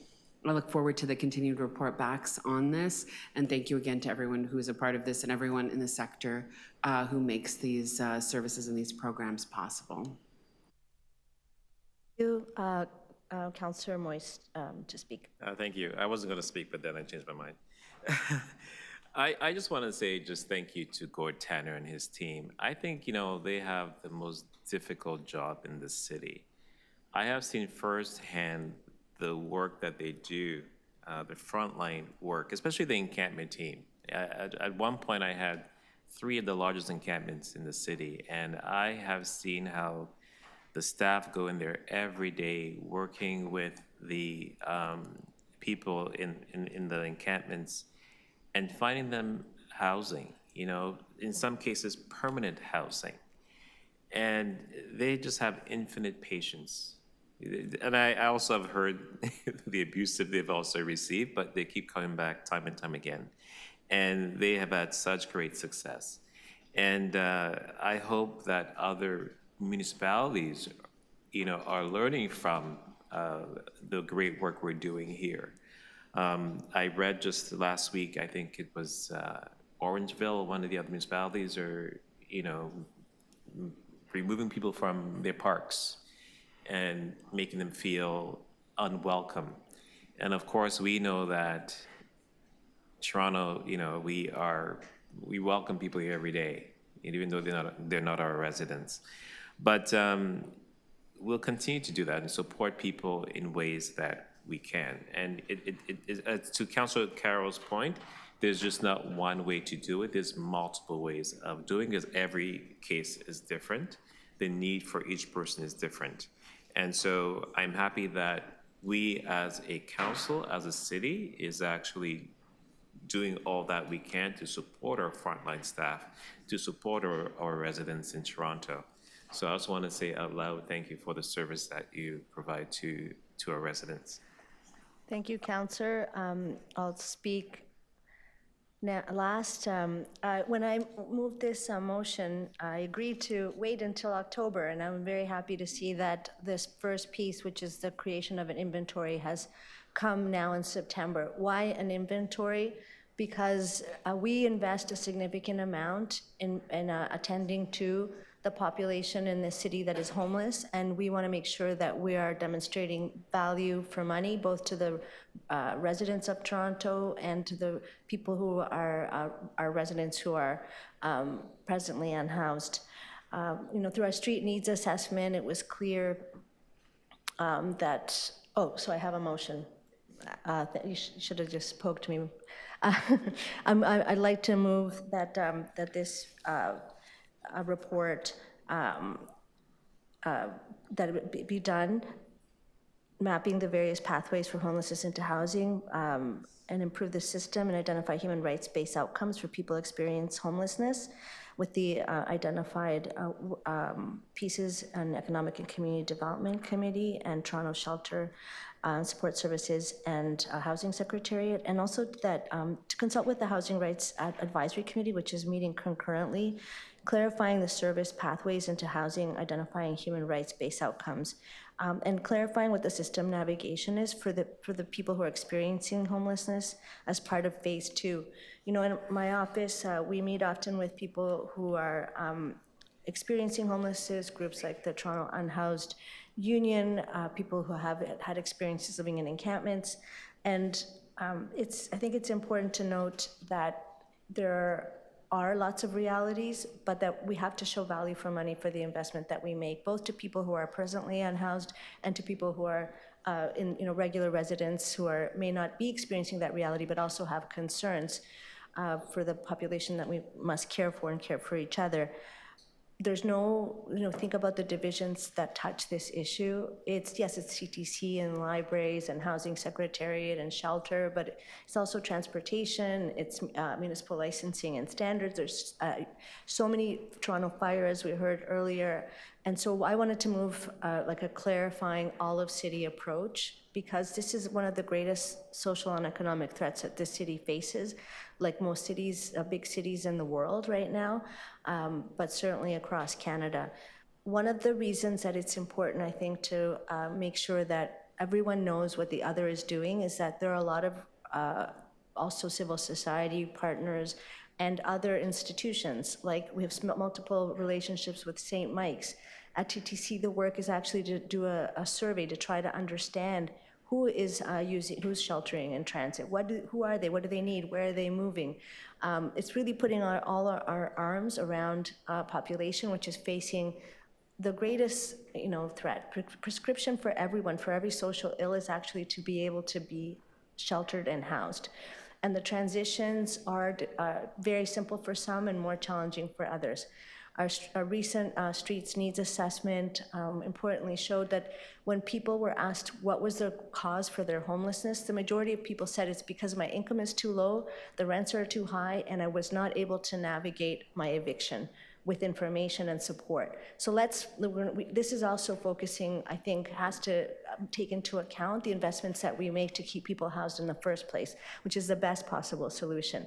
From then, we know that over time, people get more ill, and as they experience homelessness. And so there are people with concurrent and multiple health challenges they're experiencing. And yes, there's addiction, but I think we have to recognize that there's a whole set of suites, and we're not in the street needs assessment really takes a big picture look. In terms of identifying the transitions that people need to make, as my colleagues have pointed out, so much of this has to do with the provincial government really stepping in to play its role with respect to providing the funding that's needed for supportive housing. And for some people, a 1-to-8 ratio in supportive housing isn't enough to support them. We're hearing that from supportive housing operators who are leaders in this field. And so we need some medical support, and that means the involvement of the provincial health ministry.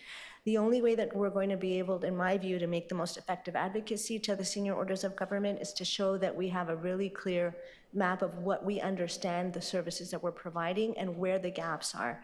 That's the only way that we're going to innovate, and I think it's going to make it very transparent as we go forward to the public that every effort is being made across every city division to make sure that we attend to what council has identified is a human emergency in this city. So thank you very much to all the staff involved and to my colleagues. With that, on my motion, now displayed, all in favor, opposed, that's carried. And that's it. Thank you very much. And now we're continuing on this theme, and we're going to EC 23.7, new Etobicoke Center Shelter Public Consultation, and we have a speaker. I'd like to invite Michael Hoffman. Is Michael Hoffman online? Welcome to committee. Hello, can you hear me? Yes, welcome to committee. You have 5 minutes. Hi, Madam Chair. I just wanted to say that I support new shelter building in Toronto. I am opposed to repoliticizing the placement of new shelters. We don't need to add more politics to the matter. We need shelters all over Toronto, as just was said. We don't get to pick our neighbors. We don't get to decide that we don't want to live next to people who are formerly unhoused. So I strongly support the motion that Chairwoman Bravo has sent to the committee, and I urge all the councillors to vote in favor of Councillor Bravo's motion and to refer this matter to staff for further thought. Thank you very much. Thank you for your deputation. Any questions of the deputant? Seeing none. Questions of staff? I see visiting Councillor Stephen Holliday is here. Please proceed with questions of staff. Thanks, Chair. To Mr. Tanner, was there any public consultation done on 3838 Bloor? To you, Chair, no, not on the location of the shelter at 3838 Bloor, no. So City Council passed an item, 2025 DM 35.1, which directed staff to hold public consultation for new shelters. And I think even Councillor Bravo amended it on the floor to say, if requested by the councillor. So I sent a letter that requested that, and I wondered why public consultation has not been done. So to the chair, thanks for the question, Councillor Holliday. Certainly, you know, in receipt of your letter and having met with you, our approach to siting shelters is that the actual address, the location, is not up for public consultation. Public consultation is really focused on, how we will work with local stakeholders, the local councillor, and other parties to make the shelter a success. So lots of room for input on design, program, and final outcome, but not on the location of the address itself. So is there public consultation coming?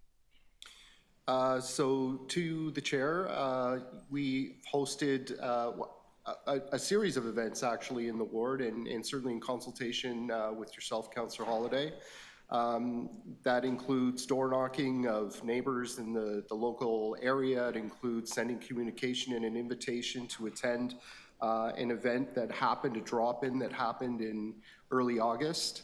A community bulletin, I believe, was circulated just in the last few days to residents who've signed up and local stakeholders, providing more information on the process, the program, answering some of the frequently asked questions that we've received. And there'll be other opportunities to continue to engage on the design and program of the shelter before it opens. So is there any consultation planned in the future? So currently, I think we want to talk with you more about when would be an appropriate opportunity to bring the operator, Street Haven, who would be running the shelter for women, forward to meet community members and engage in conversation with that operator. I think we're yet to sort of determine a date for that, and certainly open to your feedback and others in terms of the location and best way to do that.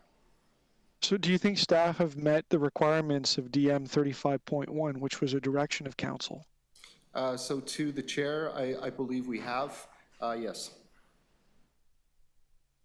But we haven't had, and it doesn't sound like there's public consultation planned. Could you just explain how that then would be met?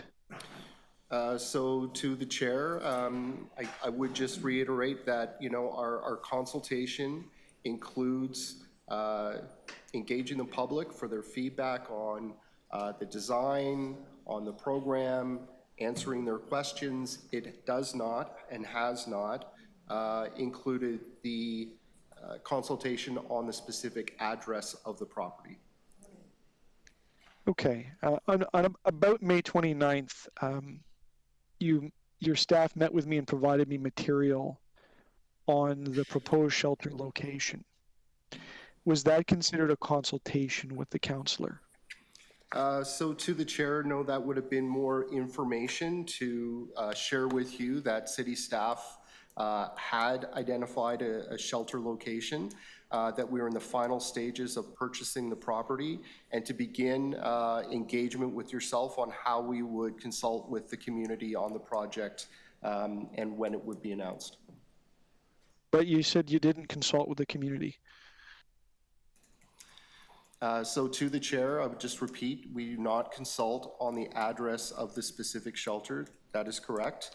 We did meet with you in advance of the shelter purchase closing in order to then start the engagement process with the broader community where the shelter is located. Do you sense my concern that a member of council has provided information which is then deemed confidential, which that member effectively can do nothing with? Would you agree with me that there's at least concerns with the process because of that?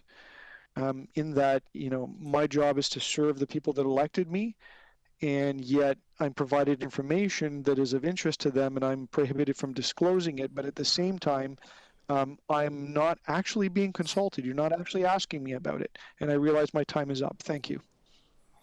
So to the chair, recall our meeting, very clearly. I do recall your concerns around having received this information, but not being in a place to consult or talk with your community more broadly.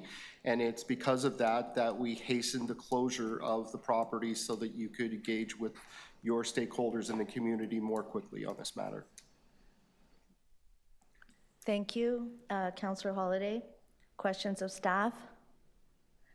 Seeing no other councillors asking questions, I think Councillor Holiday does raise some interesting questions about the timing of when, the notification that has to happen about an address that has to happen in a very, in a confidential manner. And maybe I'd like to pivot to the idea of the language that we use to describe the different touch points that have to do with the siting and the building and opening of a new shelter. Would you agree that we're a little bit caught by the word consultation? And what consultation means in this case, what engagement means in this case, what notification means? Because I think that Councillor Holiday has kind of lifted something, which is there's an individual councillor accountability to be representative of communities' interests in their diversity of views, and that people don't have a lot of trust. So can we do more work around separating and creating a new nomenclature, not to be too pedantic about it, but that would be very specific in defining the kinds of interactions that your division is having, that corporate real estate CRAM is having, so that we are both showing transparency to the public and ensuring that councillors can fulfill their obligations to their constituencies. So to your chair, I think through this process, this has been an opportunity to reflect on what we've heard back from councillors and members of the public. It's a continuous improvement approach to engagement. We still have many more of these shelters to cite over the coming years. And so I think that advice to look at wording and how we describe the touch points is helpful, as was council's direction to broaden the team of people to lead this process. So to bring in other experts from across the city to be front and center for when we engage with the public on these issues. So since announcing the new shelter capital plan, HSIS, there has been direction that we need, that making sure that we get to build these shelters in a good way requires a lot of thinking and planning, and a lot of ensuring that there's a team to support Toronto Shelter Services and supports because of the heavy lift. Is that correct? No, that's correct, yes. Okay. Finally, I just want to, I hope that we're clear in going forward in language, and it sounds like you're in agreement, that we do not consult on the siting of a shelter, because that's been a delegated responsibility to staff using best expertise and information and a direction and complying with direction from council in a number of other ways, but that we do have touch points that are permit the councillor and the community to be able to provide feedback on the best way to move forward. Is that correct, that you will take that away out of this meeting and make sure that we come back with some clarity? Yes. Thank you very much. To speak, do you want to have questions? No. To speak, Vice Chair Carroll. Just briefly, Madam Chair, I'm sorry to interrupt. I just. Oh, sorry. I'm sorry. The order of speaking. I'm sorry, I didn't see your hand. It's okay. You're a little delayed, and so please go ahead. Thank you. Thank you for the opportunity to speak on this item. Going through this process and experiencing the bits and pieces of the process firsthand compelled me to bring this to council, and that was then brought to this committee. And my letter contains a few of the points, but I want to remind the committee that in everything that we do, it goes beyond shelters, it goes beyond development. Public trust in the government and their institution, and that means both elected officials and the bureaucracy of the public service, is paramount. And I see erosion of trust around this process. I think it's flawed. At the same time, you have confidential information, which I'll just simplify into the word secret. And when people find out that there are secrets, it further erodes the trust.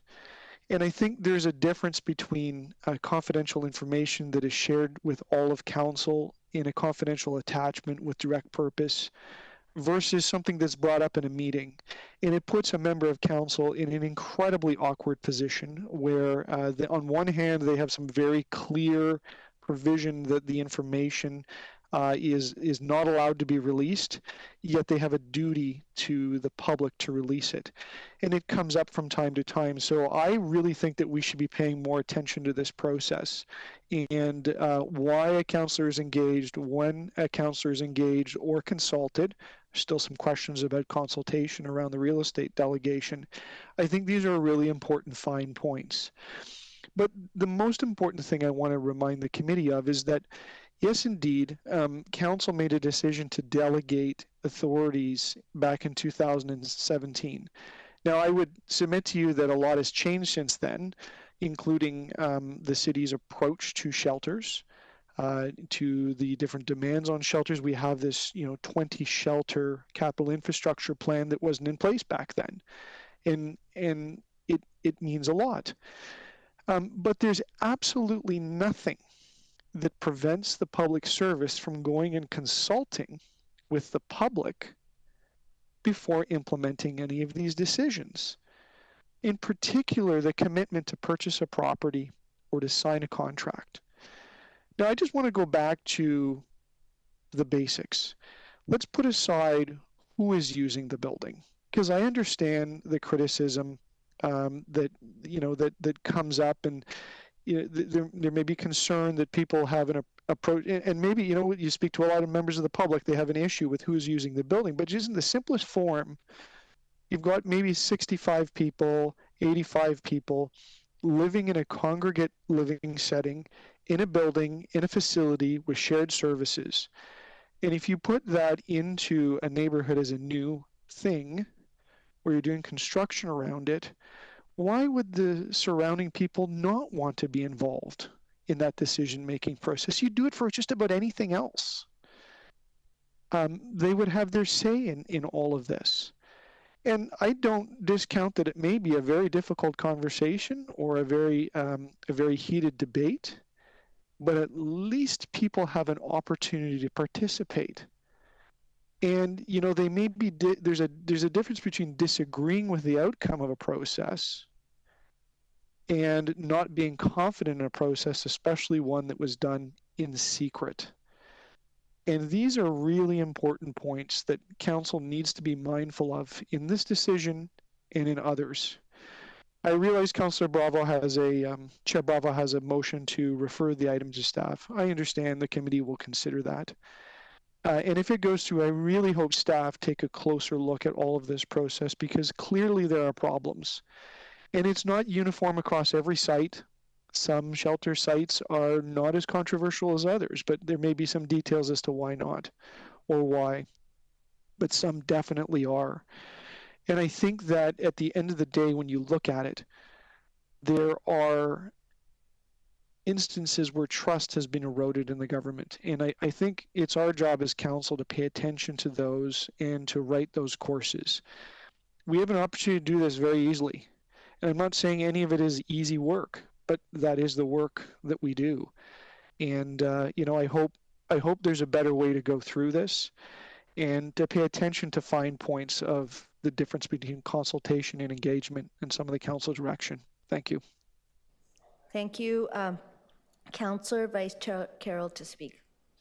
Just a little history lesson. It's true, it was 2017 when council took the decision, and not lightly, I will add. It was a struggle and a long debate to arrive at the delegated authority model. But it's not quite true to say that we didn't have the capital infrastructure needs for shelter. Even pre-COVID, remember that, why in 2017, which was it was the first term of Mayor Tory in which we took this decision. We had, since the global financial crisis in 2010, had a doubling of what used to be our unhoused number, which used to be around 3,000. And it jumped to 6,000, and by 2015, it was pretty clear it wasn't going to go all the way back down. And the social housing waiting list similarly was not going back down. And so we knew we had these needs. The dual pressures of that GFC growth in the number of unhoused people in the city and the need to do the George Street revitalization. Clearing the number of people out of Seton House that were there in order to do the revitalization there was going to mean major needs. And so there was a big capital need in this division, and that was why we had before us a report that looked at the city moving beyond, can we do this on city-owned lands? Can we do it on city purchase lands? Can we make some of those purchases? Will we make the step to say that we need to move out of the downtown core to relieve some pressure there? Yes, we decided that we needed to do that. Will we allow employment lands to be used? And we decided yes, if they're underutilized employment lands and adjacent or abutting employment lands. We made a number of big decisions, but the delegated authority and the changed approach to consultation from yay or naying to how can we make this work in your community was a big leap, and council did not take it lightly. But here's my experience. If you embrace that model, there are a number of supports to make it work, but it starts with embracing the model and working with TSSS to make it work. I've seen it work. I've seen it work in my own ward. And while this would be a second shelter in this ward, I am looking forward to when I can have my second shelter, because what I desperately need to do is close down my 2 hotels. And those are not the place to be doing good intensive case management when you have 360 people in a hotel. And so we really need to stay the course with this model if we are going to meet the needs we need to meet for those people. And we need to use the model as opposed to fight against it. And so I'm heartily in support of the chair's motion to refer it to that PH strategy, because I think there we can further define the model as it exists today and make sure that every councillor and every community that councillor is serving can deeply understand why the model is what it is and then get on with using it for success. Thanks, Madam Chair. Thank you. To speak, I have Councillor Moyse. Thank you, Madam Chair. I do believe that the process that is in place is consistent. It has been. I've had many shelters in my ward, and it's been consistent throughout. We've opened about even a couple this past year already, and a few last year. And my community, even though we have a lot of shelters already, we welcome people with open arms. And I work with Gord Tanner and his team to make sure that the transition is smooth and as transparent as possible. I believe, though, the best thing that council has ever done when it comes to this particular file is delegating the responsibility. Because take the politics out of it and let the experts do the real work. Because they're actually the ones that are doing it. And I know as councillors, we take credit for a lot of things. We probably shouldn't. But it's really the experts in the room or staff who actually do the real work. And, you know, we should empower them to actually continue to do that work. The deputy said it best. What's his name? Michael Hoffman said that we don't get to choose our neighbors, right? You know, if I had to choose my neighbors, I probably wouldn't. But we learn to coexist together, neighbors to my left and to my right. But yeah, and this is the case when it comes to shelters or transition homes and so forth. So again, I think we know historically other parts of the city haven't had shelters or transitional homes, like Etobicoke in particular, right? Scarborough. Like, people come in the downtown core because other parts of the city haven't had those resources, and now we're catching up. So I think councilors need to actually be more supportive of staff when it comes to this initiative. We are in a housing crisis. We keep saying that time and time again. And this is part of the strategy to actually address those issues. Otherwise, what's going to happen? We're going to have more encampments in our parks, people living in our laneways and elsewhere. And that's not a city that I would want to be a part of. So again, I'm going to say it out loud. Thank you to staff for the work that you do. Thank you. Any other speakers? Okay, this time I'm going to get it right and move my motion first. On this item, EC 23.7, I'm moving, has been referenced, to refer the item to the Toronto Shelter and Support Services for consideration, as it's been indicated, there's a willingness to do, and to include this as part of the response to council direction under the Planning and Housing item 23.3 to strengthening cross-divisional leadership and community engagement in the homelessness services capital infrastructure strategy. I want to first note that I submitted a letter on this item to make sure that the Councillor Holiday, who moved the original motion, was able to review it, and that members of committee were able to review it. This was first moved by Councillor Holiday back in June. A number of elements of the motion are now obsolete, as the city has closed the acquisition of the site at 3838 Bloor Street West and has initiated outreach to community and engagement with community in the area. With that in mind, as well as council's direction at the July meeting for city staff to work with councillors to develop neighborhood-specific plans for new shelter locations, including one in my own at Dufferin and St. Clair, I am recommending that we refer this motion back to staff to be included in their ongoing work on engagement and interdivisional collaboration. And I think that it's a really important opportunity to differentiate what consultation means. It's understood publicly that consultation is asking people, what do you think? Should we move ahead? And that is not applicable to this, so I think it's an important opportunity to make clarity on that.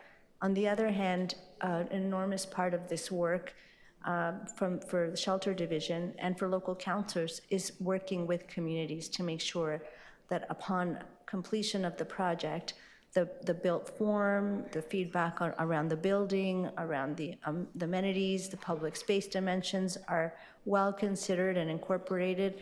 And secondly, that there is a receptive community because it has all the information, that there are feedback around things like lighting in an alley or putting speed bumps in the alley behind the shelter, as has been raised in my community.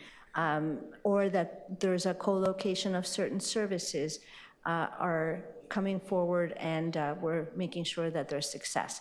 So that is my motion, and I would like to ask all in favor? Opposed? That is carried. And that is, now we're going on to item 10, the final item. This item is EC 23.10, creating a small business-friendly approach to licensing and permitting. There is a letter attached to this item with recommendations from Councillor Fletcher, and I would like to first go to questions of staff. I'll just ask a quick question to tee up the motion, which is, I'm wondering if economic development staff, I'm going to be moving a motion that really refers this so that this effort is combined with the small business red tape hotline initiative. But that sounds like, oh, there's a telephone in one little room with one person talking, but it's actually a little more expansive, and it's already functioning such that it can help address some of this situation. I wonder if staff could sort of describe that authority that you have currently. Chair to you, Councillor Carroll. The red tape reduction exercise launched a hotline. Now about 2 months ago. As of today, we have 139 respondents, and we're looking to promote it further. 80% of the respondents or more are small businesses, and they're identifying a range of regulatory issues that are generating friction in their doing business. The issues that are being identified through the exercise are being taken back to the divisions responsible for the function, and work is underway to help resolve the issues, even while we aggregate the data and look at what the overall trends are. That's my only question, Madam Chair. I'll put me down to speak. Yeah. Thank you. Are there any other questions of staff? To speak, Vice Chair Carroll. Yes, so, there's a flurry of activity this morning, but I want to make clear that Councillor Fletcher, who brought the letter to us for the item of new business, here she is. Do you want to speak first then? I don't know what you're saying. Well, I was going to speak to the motion, but if you want to go first. Really got off the ground yet, so feel free. Through you, Madam Chair. We won't.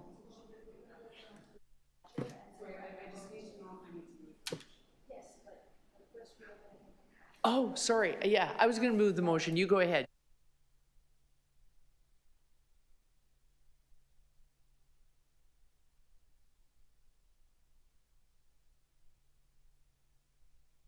Over me. Ooh. Which motion? The motion that we're going to move to Okay. report back in February. Fine, okay. Which you Okay, agreed in the letter that's been changed, so the letter's there with the motion. Whoever wants to move it, that's fine. Yep. Thank you. Great. I will just say a few quick words and thank you. Just taking into account everything that's going on, because I know that there's a hotline. We're trying to basically align business practice and MLS practice here. And my concern really is not so much what's not being enforced, because sometimes there's things we'd like noise enforcement, AGO enforcement.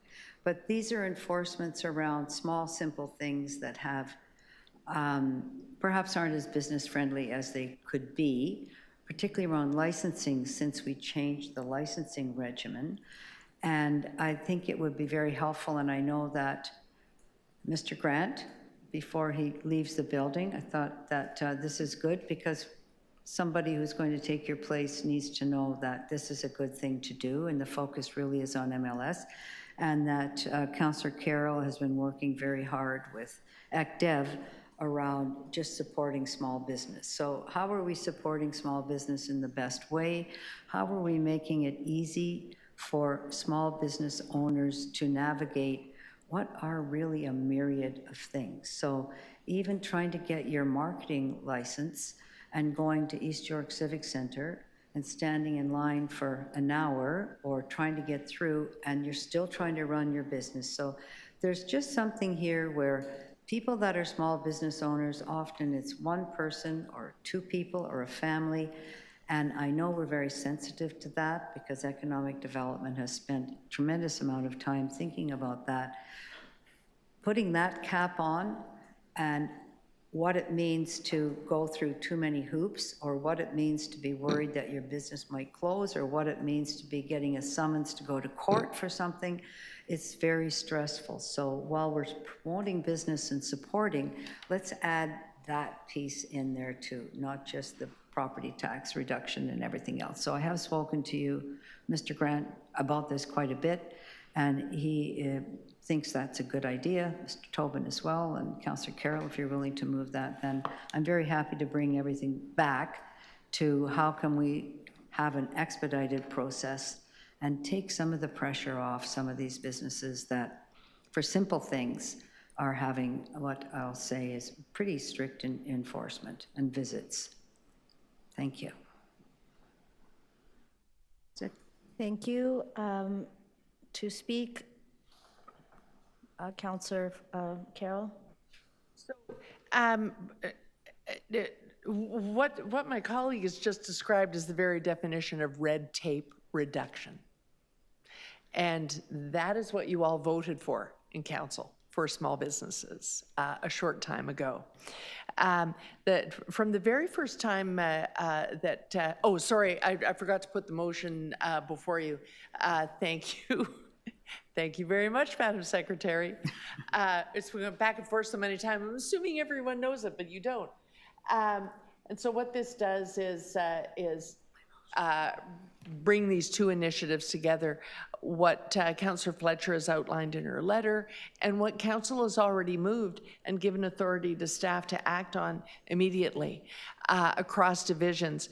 What you may or may not remember is the day that we moved the red tape reduction for small businesses motion is that the idea that what would come forward would not neatly fit into economic development and business promotion, that in fact what small businesses have concerns about are often the regulations that sit in MLS, could sit in, you know, why do I have to go through, is there a problem? It's the same motion. I thought you were moving my motion. We moved it at the beginning of the morning. We added it to the agenda. Yeah, with my recommended motion. So all we're replacing is the part of your motion that says to report back in October. We're now aligning it with Change the this. date to February. I think we're going to need a 5-minute recess. All in favor? Sure. Okay, so we're going to stop for 5 minutes. I suggest that Councillors Carroll, Malik, and Fletcher convene. So It's not standalone. it's the same thing. No, it's not the same thing. What's the difference? I don't think it's the Sorry, same I thing. thought you had seen. No, what I staff just has saw it drafted. now. Who drafted that? This just makes them come back together. Well, first of all, you have to have mine. You have a look at it and Yeah, I if you, didn't see it. It's given to me. I thought it had been given to you. I apologize. This is what happens when things are last minute. You sorted it. I had just thought this was the only motion, and Paula had moved it to February. The problem is it's still standing there alone, and in fact, what she's asking to be done is already being done. MLS and EPC are hearing from small businesses on these very matters right now and acting on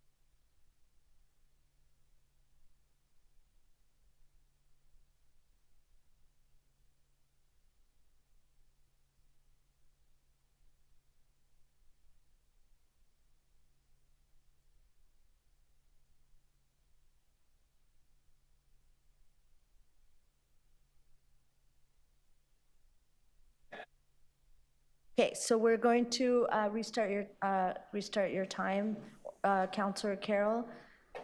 Well, my speech will be shorter now, Okay. that I be permitted to withdraw my motion. Done. All in favor? Opposed? That's carried. Next to speak is Deputy Mayor Malik. Thank you very much. I have a motion, and it lays out direction that Councillor Fletcher laid out in her letter, requesting the Deputy City Manager Infrastructure Services and Deputy City Manager Community and Emergency Services to report to the February 24th meeting of 2026 meeting of Economic and Community Development Committee on these three items. Do you need me to read it, or is it okay? It's on the screen. Okay, thank you. I will speak briefly to say that I'll support that motion, and I also want to speak to the work that has been done by Municipal Licensing and Standards. I first moved in spring of 2024 out of my own experiences in my ward, that we have a review of business licensing in Toronto. I'm happy to say that in July, Council adopted that report, and it does many things to cut red tape for small businesses. Streamlining and making modern some of the requirements for licensing, looking at how we notify and communicate with small business owners who, as has been said here, are with very small margins, have a number of requirements with respect to the city, looking at all the different interactions for enforcement. There are so many, particularly when it comes to restaurants. This has been an incredible amount of work. It's removing licensing for certain categories. We don't need a chimney repairman category anymore. So that's a real cleanup of the bylaw, and removing fees that were mentioned in the bylaw that no longer apply. But more significantly, I think to continue to review and to tighten the bylaw so that we make it much more easy to operate a business in this city, with recognition that the local economy is crucial. And I really want to recognize again the work that was done by Municipal Licensing and Standards, and it was delightful to work with that office to bring this forward. With that, now we're going to vote unless anyone else would like to speak. On the motion by Deputy Mayor Malik, all in favor? Opposed? That's carried, and we are done. That concludes our meeting. Thank you to members of the public and staff and councillors who are present here today. I particularly want to recognize the councillors that are here to constitute a quorum so that we could have this meeting. Thank you.